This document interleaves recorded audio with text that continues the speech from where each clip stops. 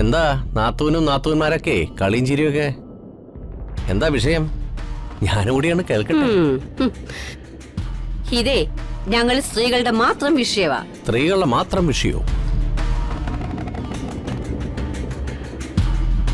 നീ ഒറ്റ ഒരുത്തിയാടി ഓരോരോ കുറ്റങ്ങളും പറഞ്ഞ് എന്നെയും സഹോദരിമാരെയും തമ്മിൽ തെറ്റിക്കുന്നത്.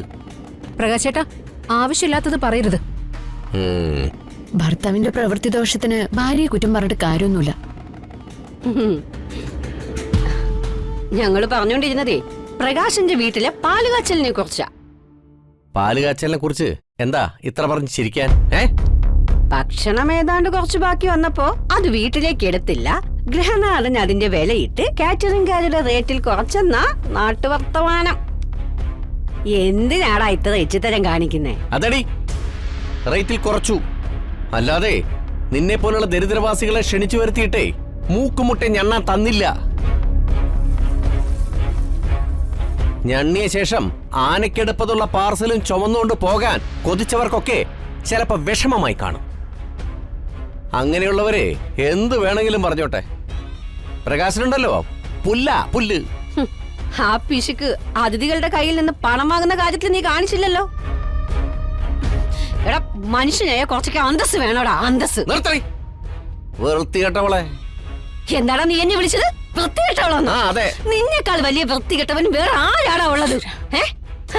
കാറ്ററിംഗ് വേഷത്തിലാണെങ്കിലും അച്ഛനും അമ്മയും വന്നില്ലെങ്കിൽ കാണായിരുന്നു. ചേടാ, എന്റെ അമ്മ ചന്ദ്രികയുടെ കൈ തൊട്ടപ്പോഴാ നിന്റെ പാലുകാച്ചൽ ചടങ്ങ് ഞാനക്കം വെച്ചത്.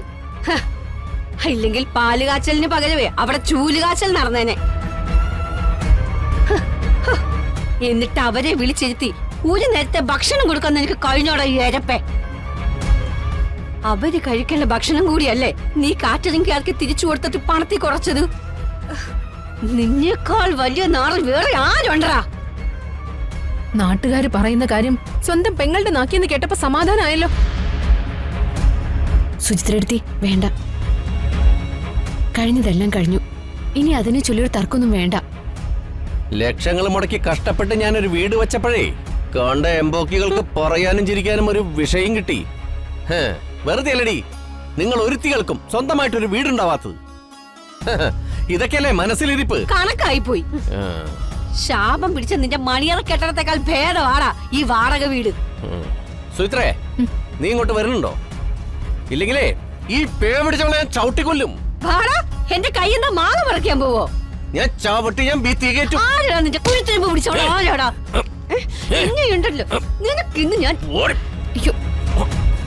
നിനക്ക് അന്ന് കിട്ടിയ ചവിട്ടൊന്നും പോരാടാ. വേണ്ട, സഹോദരങ്ങൾ തമ്മിൽ അടിക്കണ്ട. അടിയൊക്കെ ഞാൻ ഏറ്റുവാങ്ങിക്കോളാം. എന്റെ വിധിയാ ഇതൊക്കെ. ഞാനത് അനുഭവിച്ച് തീർത്തല്ലേ പറ്റൂ. വാടിക്കട്ടെ, നടക്ക്. കൊല്ലും ഞാൻ. പോടാ.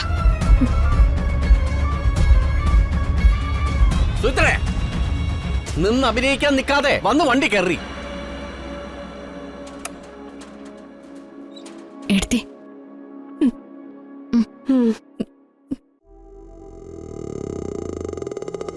മാനത്തെ കൊട്ടാ